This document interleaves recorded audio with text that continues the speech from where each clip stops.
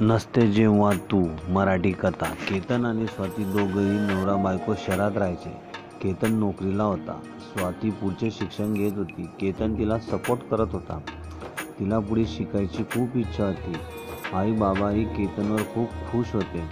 स्वातीला त्याने पहिल्याच भेटीत पसंत केले, लग्न वगैरे सगळे झालं।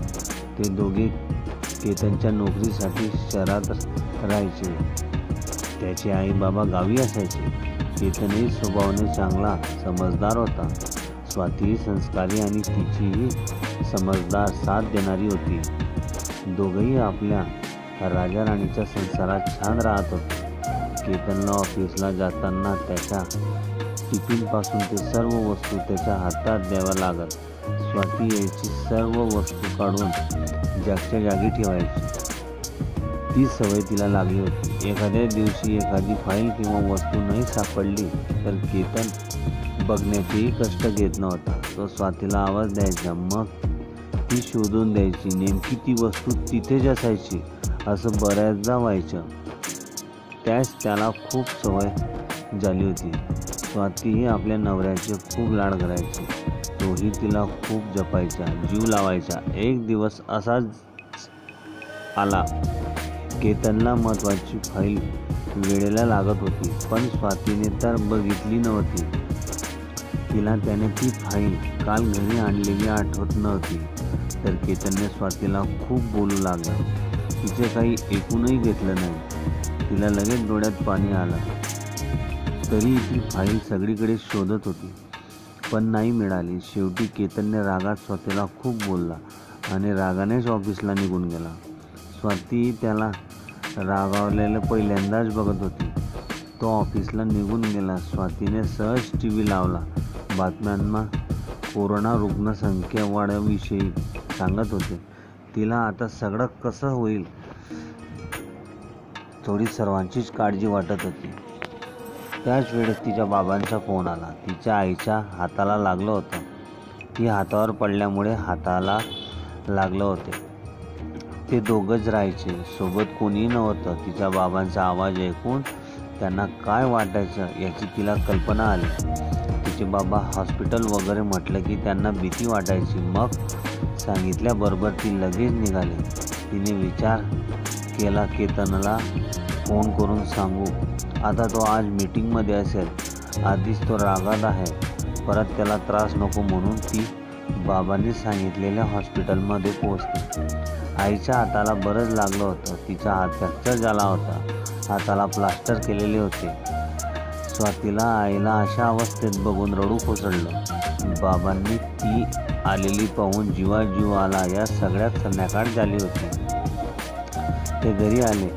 स्वाती आईची काळजी घ्यायला इथंच थांबणार होती। शेवटी ऑफिसमधून आल्यावर केतनला आश्चर्य वाटले की स्वाती मी ओरडलो म्हणून तर नाही ना, रागाने वगैरे गेली। तो मनातून खूप घाबरला, खूप त्याच्या डोक्यात येऊ लागले।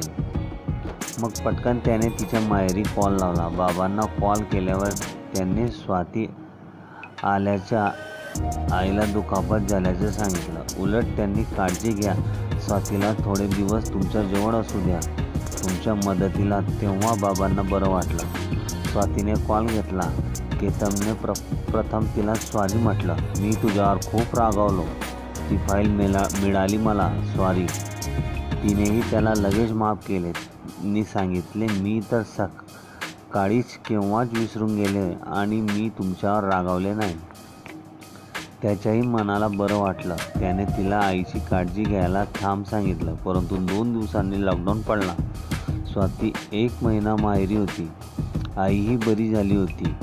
इकडे केतनला सगळं घरचं आणि ऑनलाईन काम करावे लागे। त्याला इतका काम करावं लागायचं हे पाहून स्वातीला कसं तरी व्हायचं, पण तो म्हणायचा मी मॅनेज करेल।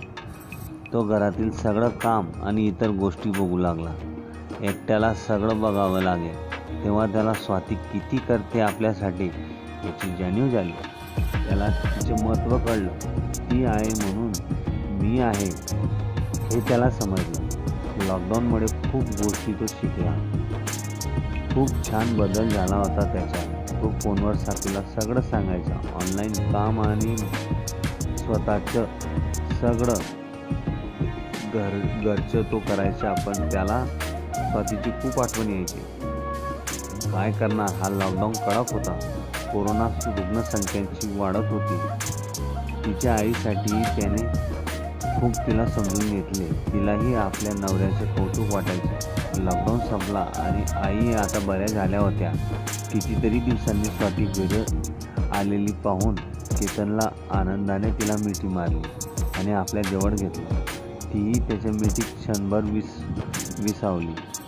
त्याने तिला सांगितले की परत असं मला सोडून जाऊ नकोस आणि माझी चूक नसताना मी तुझ्यावर ओरडायचो, पण आता नाही. मला सगळं समजलंय. माझं काम मी करत जाईन. स्वातीला हे ऐकून बरं वाटलं. तिला वाटलं हा बदल थोड्याच दिवस असेना, पण काही केतनमध्ये लॉकडाऊनमध्ये चांगला झाला होता. हे सगळं बघून, आपला नवरा इतका सुधारलेला बघून तिलाही आनंद झाला.